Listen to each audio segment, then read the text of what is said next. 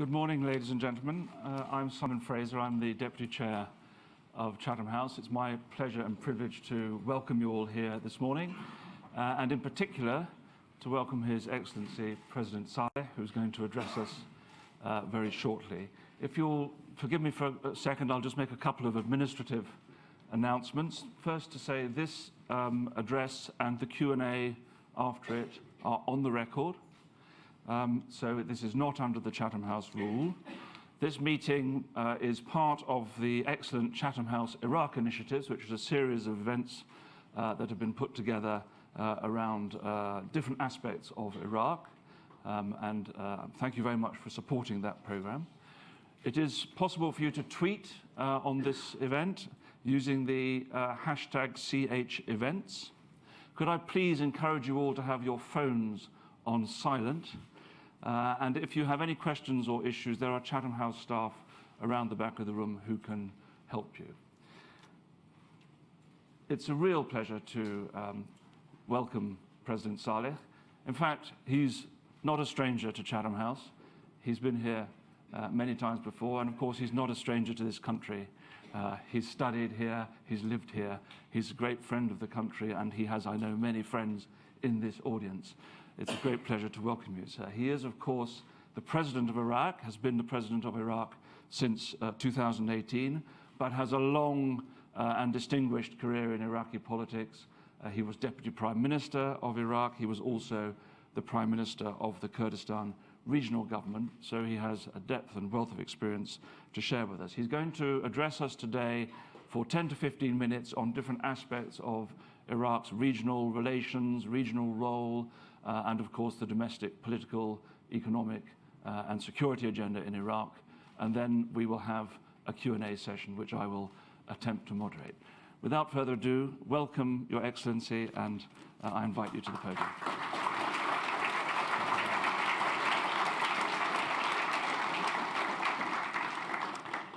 Thank you, Simon, and I'm truly honored to be at Chatham House again.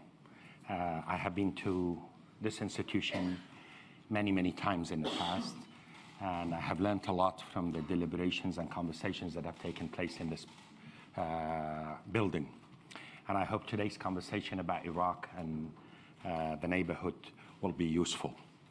I come to you from Baghdad with a message. First and foremost, an affirmation of our commitment to improving our relations with the United Kingdom, a very important partner to Iraq in the war against terror, an important partner to Iraq in our effort to reconstruct our country, and acknowledging also Britain's influence and role in the world. We look to improving our understandings on regional issues and working together to making sure that Iraq's stability and security is preserved, as well as peace in the Middle East is maintained. I come to you with also a message saying Iraq continues to be in transition. I'm not here to tell people that all is good in Iraq. I want to tell people things are improving in Iraq, and we have still some way to go before things will be good and will be to a standard that the Iraqi people deserve. For sure, Iraqi people deserve far better situation than they are in today. But if I were to compare the situation of Iraq today to a year ago, to 4 years ago, to 10 years ago, there is definitely improvement in the overall dynamics of the country, and perhaps for the first time in a long, long time, the trajectory of events in Iraq is positive. Some of us would like this improvement to be faster, to be more assertive, but given the context that we are dealing with, this improvement in Iraqi dynamics is tangible, serious, significant, and should not be underestimated. The progress in Iraq really needs to be put in the context of transition, not since 2003. I always say and remind people that Iraq has been in a state of turmoil at least since 1979, when Saddam Hussein came to power.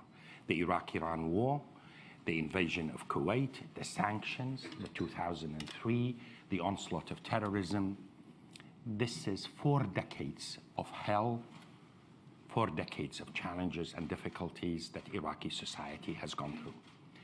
We need to put things in context. Iraq has been dealing with this turmoil, with these wars, repression, genocide, sanctions for 4 decades. Perhaps no other society in the world would have been able to tolerate and deal with this the way that Iraqis have had. So measuring the progress in Iraq really has to be put in that context. Not to be judgmental about it, and not to be too idealistic either. But one thing for sure, again, the message from Baghdad is that Iraqis want to make it happen. Iraqis do not want to go back to the ways of the past. And we certainly do not want to be embroiled in yet another war, in another conflict on our territory. It is fair for Iraqis to assert that the national interest of their country comes first. And instead of wars being fought on our territory, with our resources and with our lives, we do want to commit our resources to the reconstruction of our country and really move beyond what we have been condemned to, at least over the last 4 decades. The success in Iraq needs to be focused on. Certainly, the war against ISIS was quite an achievement, not to be underestimated. The territorial defeat of ISIS is significant, important, not just for Iraq, but for the entire neighborhood and for the world. 4 or 5 years ago, ISIS was in control over 1/3 of Iraqi territory. Today, ISIS is no longer in control of territory. And I'm using my words carefully. I say territorial defeat of ISIS. I'm not saying the end of ISIS, because ISIS and extremist groups like ISIS continue to operate in Syria. There are remnants of these groups that want to come back together. I say to ourselves, but I say also to the world, we need to cherish the success in the war against terror, but also not to squander it, not to take it for granted. We need to consolidate it, and we need to make sure this success, this military success, is crowned with a comprehensive success that will see to the eradication of violent extremism. In this war against ISIS, Iraqis were in the forefront, paid dearly for this victory, but this would not have been possible without the support of our friends in the international coalition, led by the United States and with active participation of the United Kingdom, a contribution that we really appreciate and acknowledge and is important. The politics of Iraq, from afar, it looks very messy, and it is messy. It's fragmented. When you look at British politics, you never have a dull moment here, certainly these days. I can assure you Iraqi politics is also like that, but is moving along. 2 days ago, Parliament in Iraq has approved or endorsed appointment of a Minister of Interior, Minister of Defense, and a Minister of Justice. The 3 of them are professionals, do not come from specific political parties, and are coming from the institutions. And it is giving credence to the claim that the present Iraqi government is moving to becoming more of a technocratic, professional institution than just one that is dominated by political factions and abused by them per se. I'm not saying that there is no political leverage in the government. Of course there is. This is a parliamentary democracy, and all of these political factions and groups, parliamentary blocs, do have influence and leverage. But I think there is a priority for the government to really deliver on basic services and deliver on basic security for the community. Talking of security, one of the major challenges before us is to really make sure that the institutions of security are developed and institutionalized within the state, that no arms, the monopoly over arms will be with the state. All military elements need to be commanded by the Commander-in-Chief, which is in accordance to our Constitution, our Prime Minister. there are continuing conversations about some, quote, groups that may fall outside that domain, namely in the Hashd al-Sha'bi people. I want to say specifically and directly to that, Hashd al-Sha'bi played an important role in the war against Daesh, together with the Peshmergas, together with the Iraqi military and the police, really were instrumental in defeating ISIS. But as we institutionalize our security services, there is a law that is applied, that needs to be applied fully and definitively as well, to making sure all groups abide by the same command and control of the Iraqi security services, as I said. This is work in progress, and recently I convened a meeting of the major Iraqi political leaders, together with the Prime Minister and the Speaker of Parliament, in which this point has been asserted. And in that context, we have also agreed specifically that the presence of coalition forces in Iraq needs to be put in proper context, and this is a state policy. They are there at the invitation of the Iraqi government for the sole mission of combating or empowering the Iraqi forces to combat terrorism. And all political factions of Iraq, all political groupings of Iraq have endorsed this policy. Furthermore, we have also asserted the fact that arms needs to be monopolized by the state. Any groups that will act outside the state will be treated as an outlaw, and the state will have to take it on.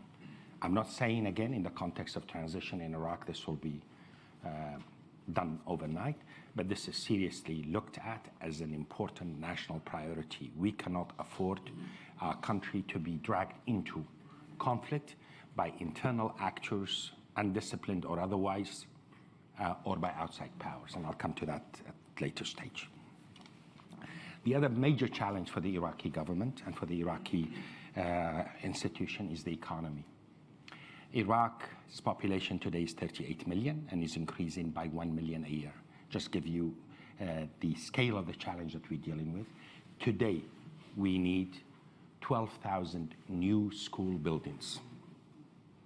Today, new school buildings. I'm not talking about renovating existing school buildings. We have a young population. Nearly 70% of our population is below the age of 30. Our education system has real problems and challenges in order to equip and train people to compete in present-day job markets. Unemployment is becoming a major social and political and security issue for Iraq. And I would say for the neighborhood as well as the world. We need to regenerate our economy.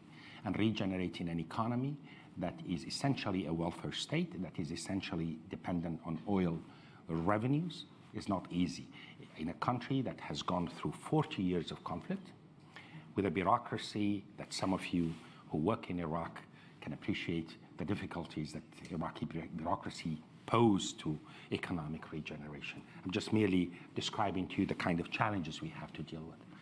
But I want to say this is a top priority for us, for the government, and we will be soon, I hope, with Parliament reconvening in the fall, we intend to submit a major legislation on a reconstruction and investment commission that will try to create an investment environment, a legal environment for foreign direct investment into Iraq and private sector investment for major infrastructure work. Because at the end of the day, jobs will be created by major infrastructure work, and without it, I don't think, not now and not in 10 years' time, Iraqi oil revenues will be able to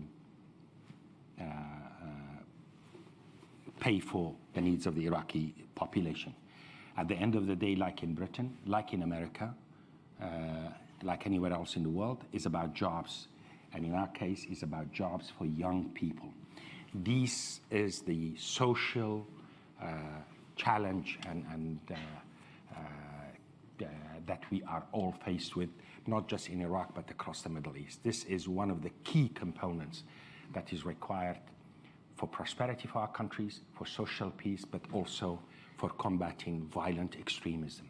These unemployable youth are the recruits for these fanatics that terrorize our populations, but also knock on the doors of the Europeans and Americans and others. Regenerating Iraq's economy will be quite a challenge, but we are intent on it. We are serious about it. There will be an oil conference, I think tomorrow, the day after tomorrow. Our Minister of Oil will be here and will be talking about some of the important initiatives that we're doing in terms of restructuring the oil sector, some new major partnership with major international oil companies that will see to the development of the Iraqi oil sector, but hopefully with added value of creating the industries and the job opportunities for our youth. Should not be just about generating revenues, but it also should be part of an overall program that will see to developing the economy in other sectors as well. The economic regeneration of Iraq will also be important in terms of our neighbors, in terms of our relations with our neighborhoods. For the last 4 decades, at least for the last 4 decades, maybe more, Iraq has been a place where it has been a source of problems and challenges for the Middle East. It has been a place where almost everybody had a proxy to fight for a certain agenda. We truly want to transform Iraq's dynamic from a zone of conflict, from a zone of proxy conflict, from a zone of regional competition between our neighbors into a zone of common economic and security interests. And Iraq's geography offers us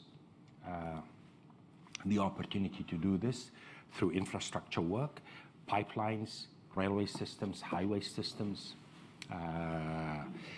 trade zones, etc., and so on. And Iraq is uniquely placed to be the bridge between the economies of the Gulf and Europe, between all our neighbors for trade across the neighborhood. And again, I usually should end with that vision, but let me say this. Like Europe in the 20th century, where you were locked into major world wars and major conflicts, you transcended that by developing infrastructure work and creating economic interest.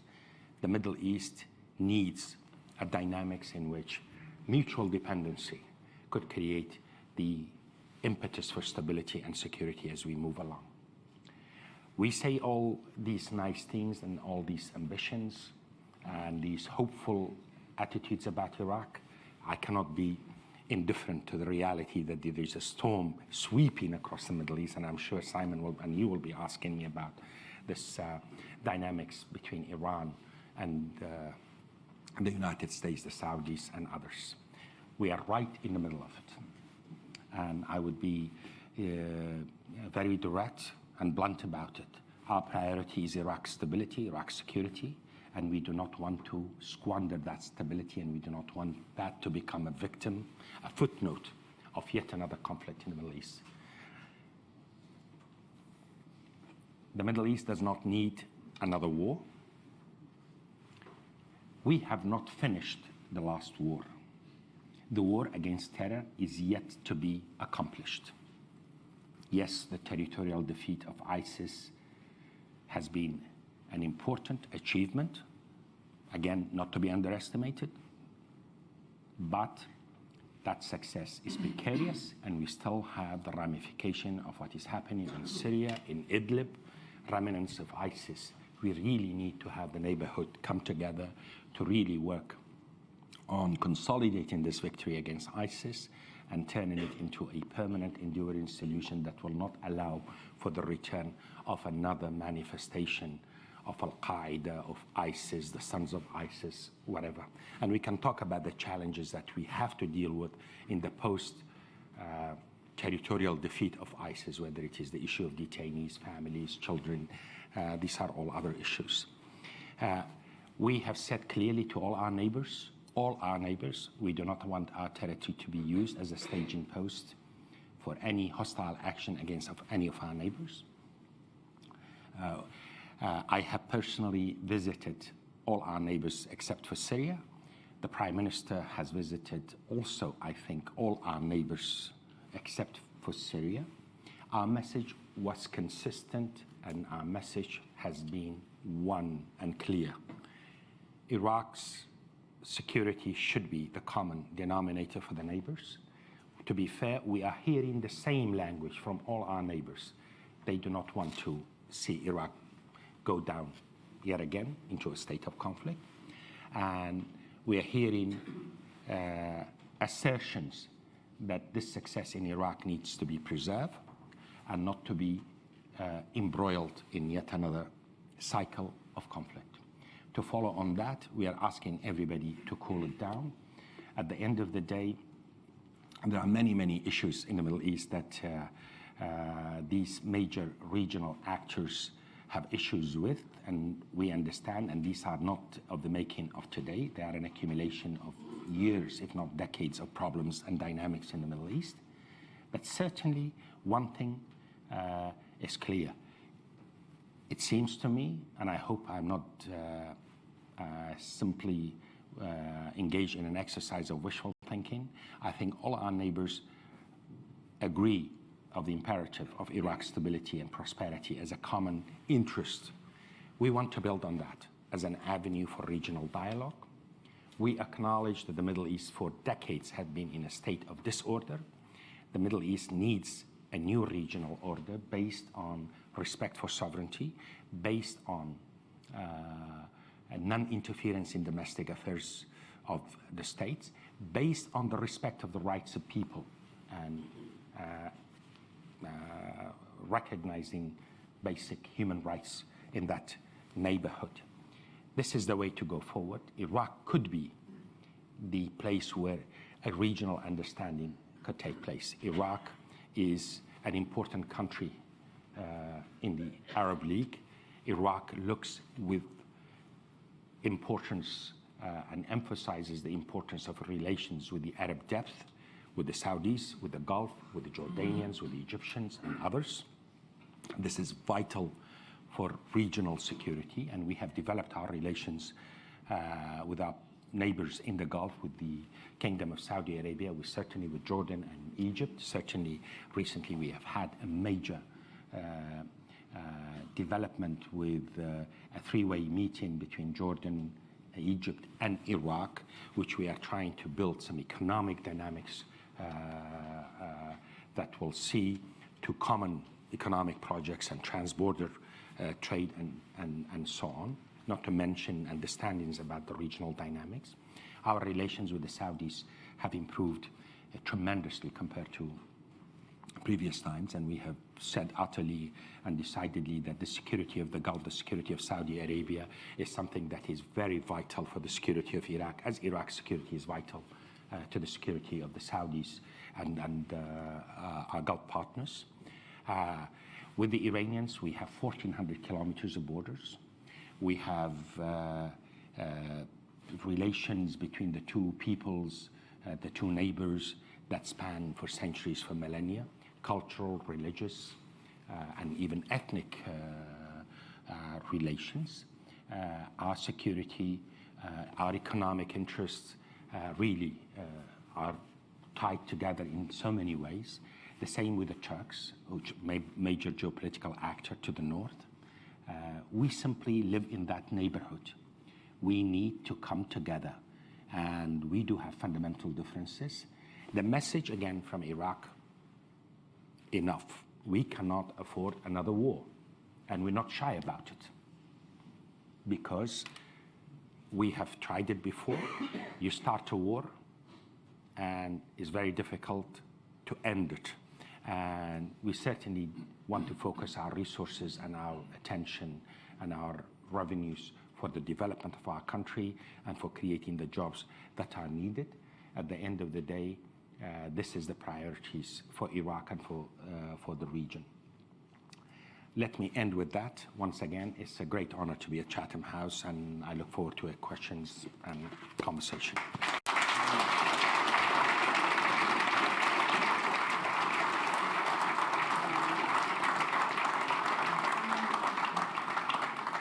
Well, thank you very much. That was an extremely interesting and rich survey of many issues. You talked about the historical legacy. And I must say, as a young diplomat whose first posting was in Baghdad in 1982, at the height of the Iran-Iraq war, and whose career was punctuated by crises involving Iraq throughout it, I fully understand the challenges that leaves for the country. You talked about the security challenge, you talked about the economic challenges and opportunities, and you talked about the potential of the country in the region and in trade and other aspects. And I'm sure that people want to draw out different angles of that in the questions and answers. We have 35 minutes. We must finish at 10:30, so there's time for a good Q&A session. If you ask a question, could you please raise your hand so that you can receive a microphone? And could you please give your name and affiliation in asking your question? And could you please ask a question rather than make a statement? I think that way we'll get the maximum value out of this event. I'm going to start with one question first, if I may, reflecting on what you've said. I think you did allude very clearly to the complexities of living in the region. I think I need to push you a little bit more on the relationship with Iran, and in particular the US-Iran relationship and how that affects Iraq, and how you see that playing out, because clearly that is at the heart of stability in the Gulf region. Well, as I said, we have 1,400 kilometers of borders with Iran. And it is a fact of geography, and it is history. And people often talk about Iran's influence in Iraq, but don't forget Iraq's influence in Iran either. And this is a two-way street. Najaf is the seat of Marja'iyya al-Ulya of Shia Islam. And this is not a one-way street. And obviously, because of the Iraq-Iran war, because of the Iraqi opposition was mostly supported by the Iranian government over the years. There is a lot of Iranian relations with political parties and entities inside Iraq. But I want to tell you, the sense of Iraqi nationalism, assertion of independence of Iraq is real. Nobody wants to go back to a state of conflict with Iran. We do not want another Iraq-Iran war. We do not want to fight another war for others. We do want good relations with Iran. It is in our national interest for Iraq to have good relations with Iran. And we're not shy about it. This is our national interest. We live there. They're our neighbors. And there are occasions in which we have differences and we disagree on issues. And I'm not saying Iran has no agenda, has no leverage, has no influence. Of course it does. All these countries in that neighborhood have cross influences and leverages. But one key aspect of dealing with all of this is really enhancing Iraq's stability, enhancing Iraq's sovereignty, and really a stable, decent Iraq will be good for the entire neighborhood, will be good for Iran, will be good for the Saudis, will be good for the Turks. But an Iran that is an Iraq that everybody wants to send the proxies to make it this, we're going to go back to where we were before. And I think, in my own sense, public mood in Iraq, public sentiment in Iraq, Iraqis don't want to do that. There is real mood of trying to safeguard the sovereignty of Iraq and keeping Iraq independent and immune from these. And by the way, in that context, many Shia leaders, for example, Shias are often looked at in the context of being close to the Iranians. Obviously, the religious aspect is there. But many Shia leaders have come out very clearly, said we don't want to be party to this conflict. Keep Iraq safe of this. There were, I spoke about this meeting that I convened, the presidential palace in Baghdad, in which we said We stay neutral in this conflict. We don't want to be part of this conflict. We need to keep Iraq's sovereignty. We should act upon our national security interest and not be dragged into a war.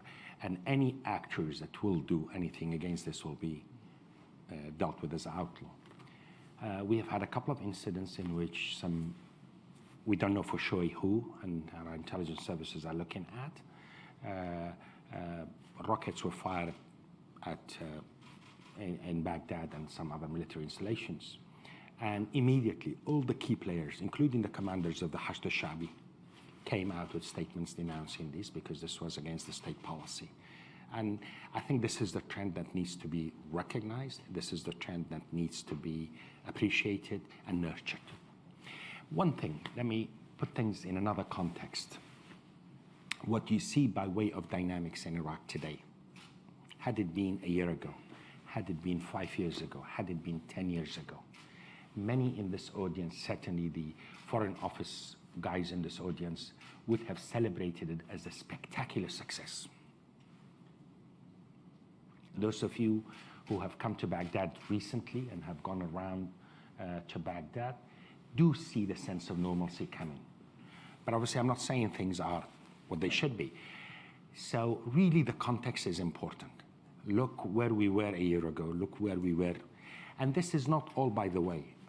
Don't want to say this is all because of the government of Iraq and the political leadership of Iraq. There is a sense of public sentiment, support that people have had enough, and they want to deliver on some of these values that we are espousing. Thank you. And could you just add on that a word on the relationship with the United States as it stands? The United States is a very important partner for Iraq. The United States has led the international coalition against the war, against terror, and we appreciate that assistance. And the relationship is vital and important for Iraq, and as a global power. And we have an ongoing conversation with the United States, both on security issues, on economic partnerships, and this is a relationship we cherish and we value. And this is the essence of Iraq. Basically your questions, this is where we live. And the United States is a partner of ours, and Iran is a neighbor of ours. Saudi Arabia is a neighbor of ours. And Simon, managing these balances can only be done with one way, saying we come first as we push our policies and our national interests. And there will be occasions in which we would irritate this neighbor or that, or we would irritate this international partner or that. But I think if the notion is we're doing what we're doing because it's good for Iraq, not because we're subjugated to a foreign power, I think then we'll have legitimacy both domestically as well as internationally. I want to say this. We saying these things, this is the stated policy of the Iraqi government, and we are intent on delivering on it. I'm not saying that we will succeed fully because the dynamics are really sweeping, are strong, but so far, so good. And we have done so because we believe this is to be the interest of Iraq, not because Iran is asking us to, not because Saudis are asking us to, not because the Americans are telling us to do. No, this is what we think is good for Iraq. And I dare say, not speaking for others, but I can say this is good for the neighborhood too as well. Very good. Okay, let's go to the floor. There's a question here that this gentleman has been... I'll come around. My name is Sam Nassif, and I'm a freelance journalist. Iraq now is, as you said, in a good position. What about its mediation role in the Palestinian problem? I didn't hear any mention of the role of Iraq in the Palestinian problem, and in settling problems between like Saudi Arabia and Qatar and the UAE, you know, the regional problems. Would Iraq now, under your leadership and your other colleagues, take the prime position that it should take and that it has always taken in history? That's my... On the Palestinian issue, the stated policy of the Iraqi government, we will support the rights of the Palestinian people to establishing their state, and they deserve it, and this is a legitimate right. In terms of mediation role, we have not been asked, nor I think Iraqi mediation is required or has been anticipated in that regard. As to the Qatar dynamics that you mentioned, we very much hope that this problem is resolved, and this neighborhood does not need all these conflicts and these dynamics. It's really not a good thing for the neighborhood as a whole. But we do have good relations with all the neighbors in the Gulf, with the Saudis, with the Kuwaitis. The Emir of Kuwait was in Baghdad last week, and it was quite an important statement for the Emir of Kuwait to come on a bilateral visit to Baghdad so many years on from the invasion of Kuwait. Very good. There was a gentleman here. Keep your hand up, please. Yeah.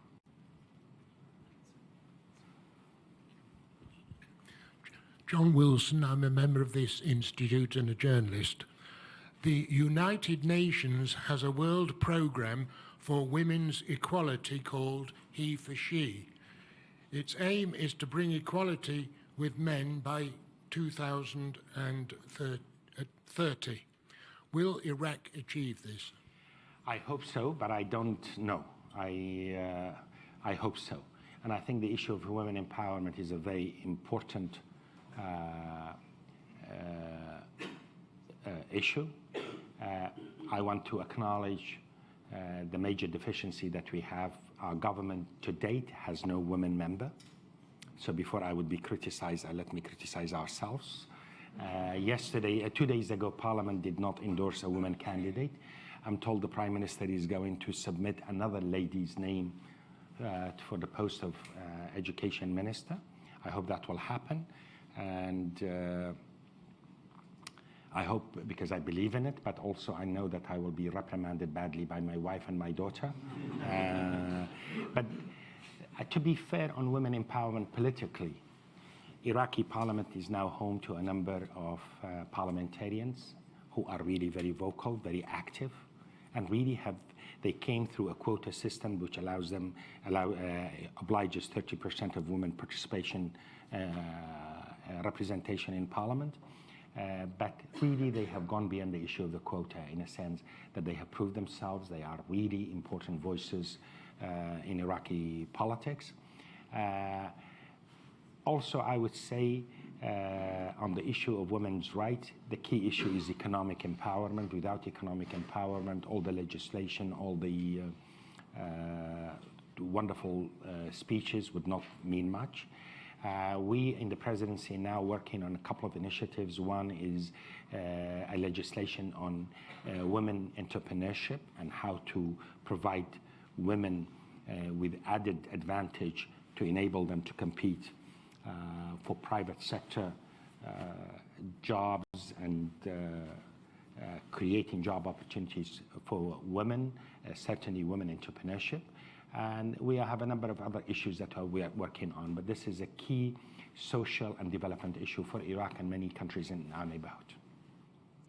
In the interest of gender equality, I think there's a lady at the back there who had her hand up, so let's go there next, and I'll come to this side of the room. Sonia Spencer from SRM, the corporate intelligence firm. In your opinion, what's the best way for Iraq to combat corruption? The best way. Corruption is the real challenge for any society that has gone through conflict. I call corruption the political economy of conflict. And it's a serious disease that has afflicted Iraqi state. And we have a lot of work to do with it. And it's not easy because this money emanating from corruption makes political parties and political entities, able to manipulate elections, able to manipulate the system, manipulate the security dynamics.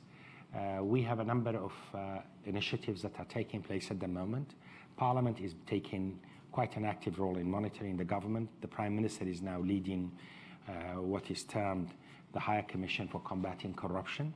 But people, I have to tell you, say, show me the beef, show me the culprits that are ending up in court, and this is what is needed. One area of dealing with corruption, and I think this is a security issue, and this is something as important as the military campaign against extremists, is really chasing the money that are emanating from corruption deals.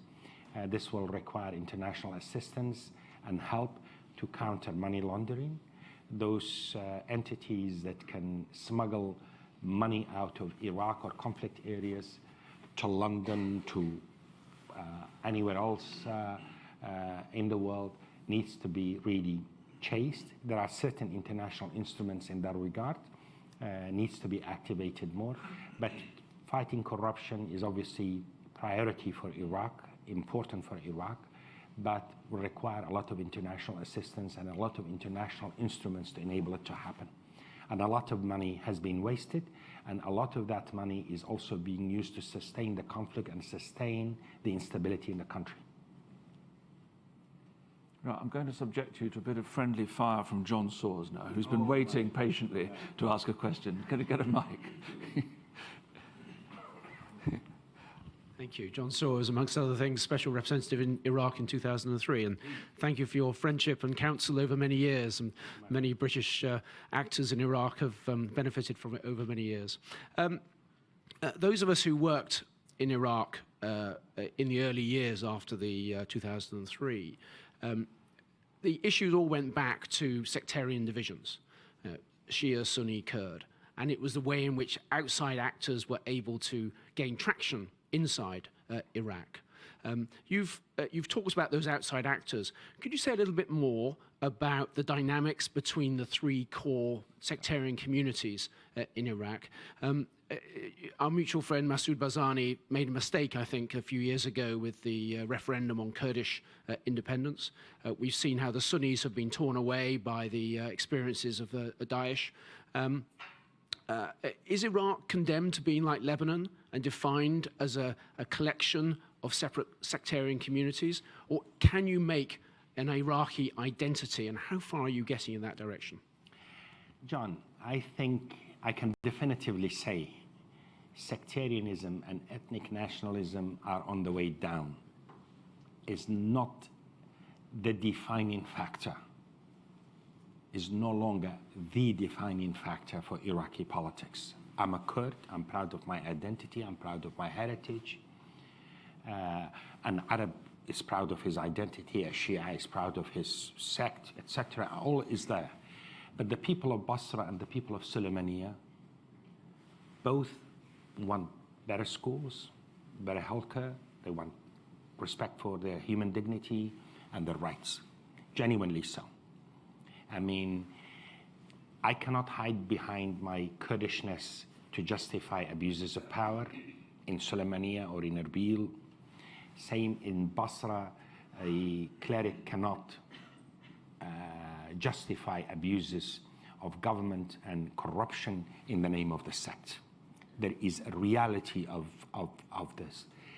Iraqi identity versus Kurdishness, Arabness, and so on. This is a matter that evolves over time. But I tell you, based on experience, the main communities of Iraq understand they have no choice but to come together. ISIS was quite a lesson for everybody. Initially, some people thought that ISIS is coming after the Sunnis. Shias paid for it. Kurds paid for it. Yazidis, Christians, everybody paid for it. I think, interestingly, unlike Europe, people in this part of the world are looking more and more towards better governance as being the key criteria for defining the politics as opposed to identity politics. This is not to say identity politics is no longer important, will remain important, but this is gaining more credence. And if you look at politics of parliament, Iraqi parliament, Sunnis are divided, Shias are divided, Kurds are divided, and you have coalitions that are transcending the sectarian and the ethnic divide. And in terms of Kurdish situation and Baghdad, dynamics are a lot better. The newly elected president of the Kurdistan region, Chirvan Barzani, was in Baghdad last week. And there is a lot of hope that this situation will be put to a good standing, and we will be able to overcome the legacies of the past. And also, we are coming together because everybody is looking at these storms around us, and we know the implications of these upheavals, and we need to be together. And I think the omen are much better than, say, years back. Again, not to be taken for granted, but I think we do have an opportunity to really chart a new course in Iraqi politics. A gentleman at the front has been patiently waiting on the second row. Can you keep your hand up and then the mic can... Yeah, thank you. Abdullah Al-Qadi, Crescent Petroleum. Thank you, Your Excellency, for an excellent speech and for all the remarks that followed. My question is, what do you think the current Iraqi government is doing to improve the private sector participation in the development of the Iraqi economy? Especially that right now the Iraqi economy relies more than 90% on the revenues of oil. And as you just correctly said, that people need jobs, people need more stability on their lives to, to have a safer state. Thank you very much.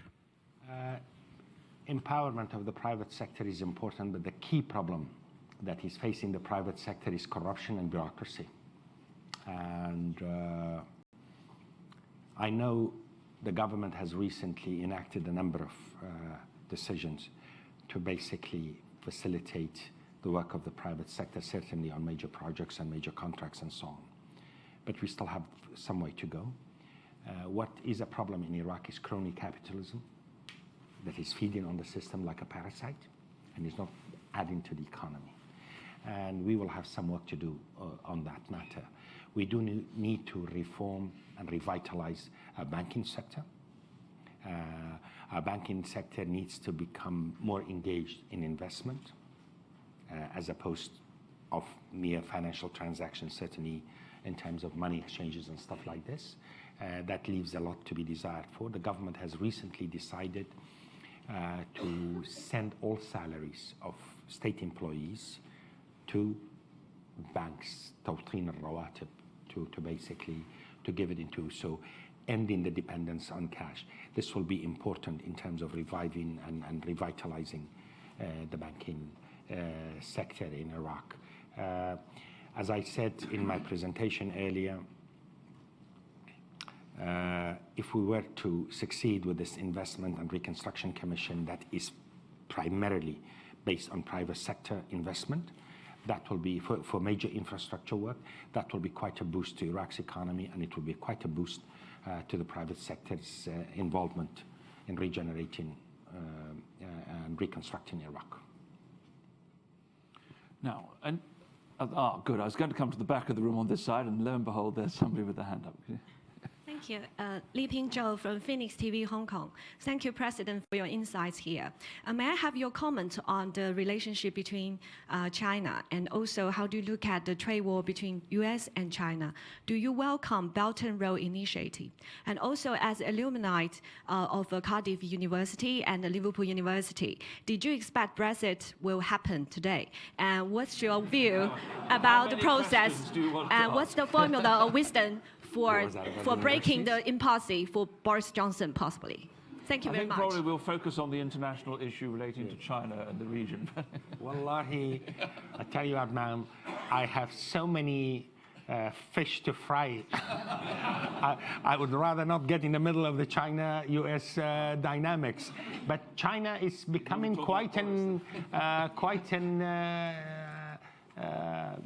involved in Iraq, both in terms of the oil sector as well as in Chinese companies are quite involved in Iraq and are coming to Iraq and are eyeing the Iraqi market. And there is a lot of Chinese investment is waiting for the right projects to be invested in Iraq. China, we need to see it. China is a rising power and is coming to the Middle East and is there now. And certainly is becoming quite a partner to Iraq's reconstruction in the oil sector, in other sectors as well. And what was about Boris Johnson? Well, there was a question which I have renounced my British citizenship because of my constitutional obligation, so I cannot interfere in the domestic affairs of the United Kingdom. Very good. And since this meeting is being live streamed, that's probably a very diplomatic point. Over here, Jennifer on the corner. Good morning, Eduardo Torina, Depot Voice in Plimpton. Thank you very much, first of all, Your Excellency, for your remarks so far. Just one key part of the sort of regional jigsaw around Iraq clearly is Syria. And, you know, that has an ongoing impact on your own internal security. So I was wondering whether you could say a few words on how you see the situation in Syria developing going forward and what you see as being Iraq's role in that. Thank you. Syria, it's a very painful story, to say the least. 4 or 5 years ago, when the conflict started in Syria, many hoped that this will lead to a change and a new political order in Syria. 5, 6, how many years are now? 8 years. 8 years on. Hundreds of thousands of people killed, millions in refugee camps, 1 million Syrian children born in refugee camps. And we're struggling about how to go back to where we were and just basically move on. I mean, it's a sad situation, and it's instructive also to learn that you know, these type of conflicts, as they start, do not end up, and everybody is worse off. Literally, everybody is worse off. Those who were most hostile to the government in Syria now saying, how can we get out of this mess? And the human cost is really monumental. The security cost is also monumental. And this is the heart of the Islamic Middle East. This is not the Tora Bora in Afghanistan. And you're talking about thousands and thousands of people. Look at Idlib, the numbers, the groups. Look at the families of ISIS. It could, in total, be about 250,000, maybe 280,000 women, children, and former ISIS fighters or elderly or whatever it is that are there. How to deal with all of this? From an Iraqi perspective, this conflict has gone on for far too long. We need a political settlement sooner rather than later. We do have relations with Damascus. We have official channels back and forth. We affirm from our point of view, first and foremost, a security relationship that we have for the security of the borders, because this ISIS is a trans-border issue. They come and go, and we need to work with the Syrian authorities as well as with the SDF, who are in charge of quite a major stretch of the border. At the end of the day, we need to support, and we are supporting a solution, a political solution that will respect the rights of the Syrian people and defer to them for the settlement, not to be imposed upon them. But has gone far too long, and my concern about the present dynamics in Syria, because we are worried about other issues now, this is taken to be the new normal. Yeah. And people will tolerate it for a long time, but this is not resolved. And the dangers, the security implications for Iraq, for Syria, for the Saudis, I would say, for the Turks, for the neighborhood, and for Europe is huge. Just look at the number of Al-Qaeda and Al-Qaeda affiliated groups that are operating in important pieces of territory in Syria, terrorizing the Syrian population, but posing a direct threat to our security and a potential threat for the future as well. Thank you. Now, we've got 5 minutes left. I'm going to take one more question from the audience, then if you permit me, I'm going to ask one final one myself, which I'm storing up. There's a lady here.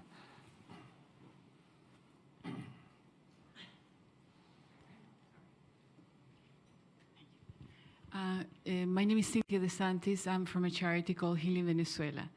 Your Excellency, very inspiring what you said. Going beyond your neighborhood, across the pond, Venezuela is a country that is going through a lot of turmoil and has many similarities, many differences, but many similarities with Iraq. Corruption, messy politics, a dictator, and oil. I wonder, what are your thoughts on Venezuela? You weren't expecting to be asked that. Absolutely. I have not been briefed about it. No. We were almost thrown into the middle of that crisis because the ambassador, our foreign minister, the ambassador defected to the opposition, and the Maduro government sent somebody. Obviously, I'm watching from afar, I have to say, and I'm very concerned about what I see.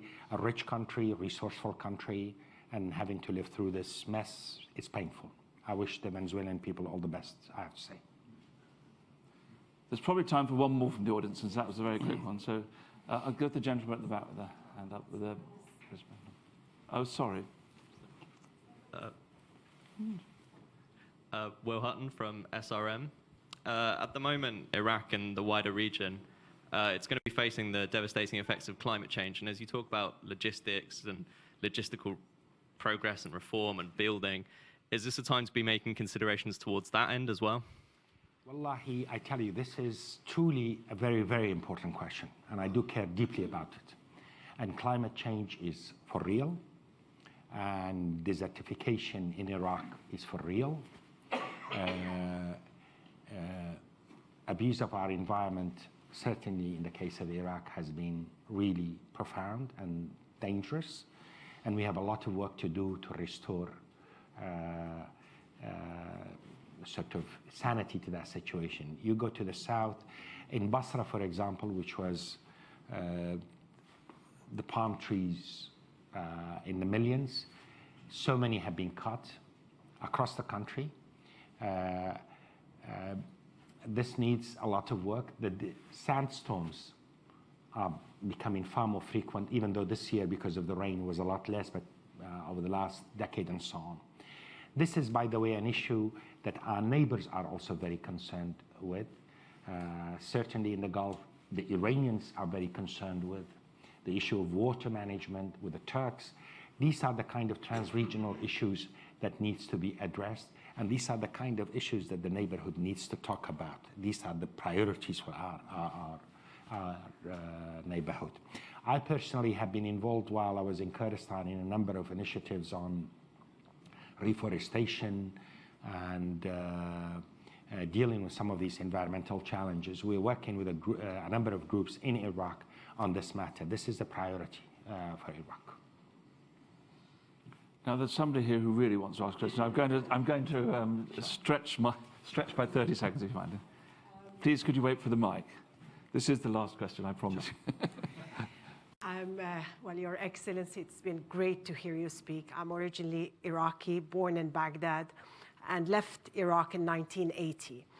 I'm a Christian Iraqi, and I want to ask you, what are you doing to help Christians feel safe and come back to Iraq? Which is, of course, a big theme of British foreign policy. Well, of course.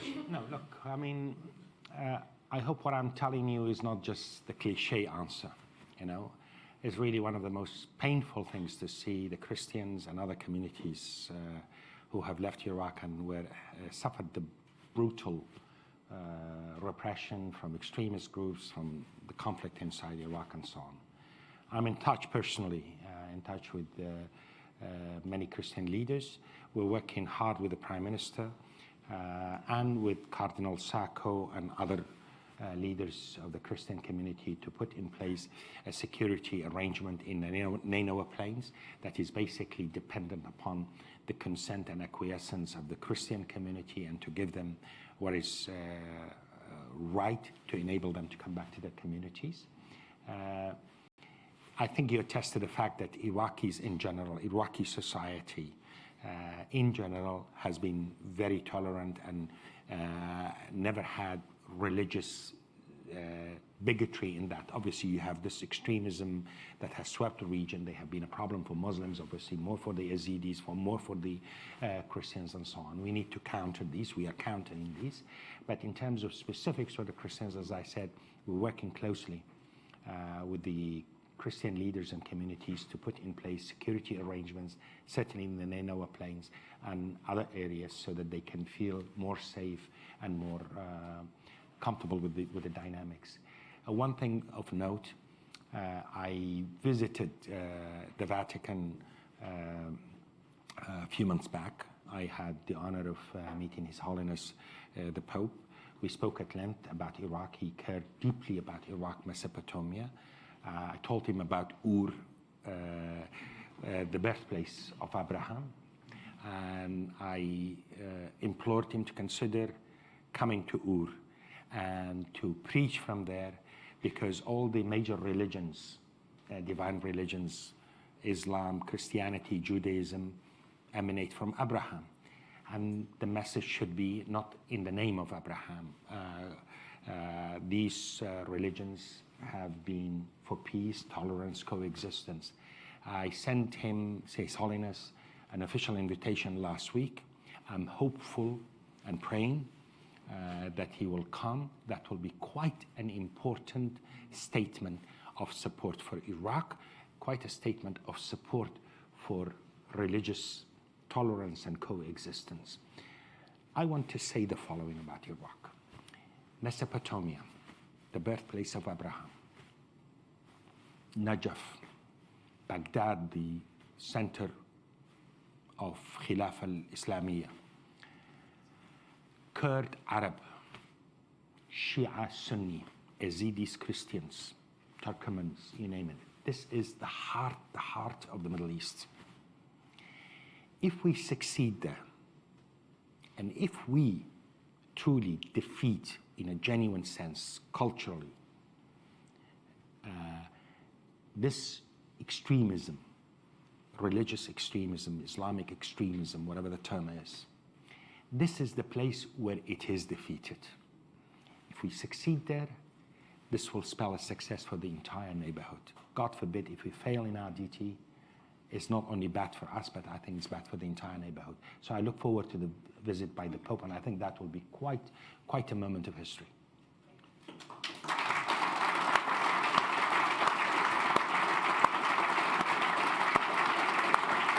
Well,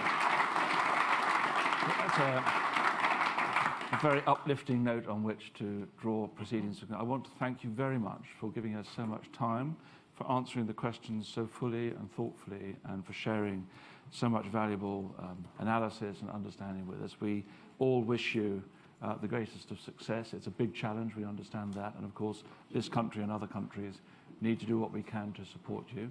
I want to thank your delegation for accompanying you, and thank you everybody for coming, and have a good day. Thank you.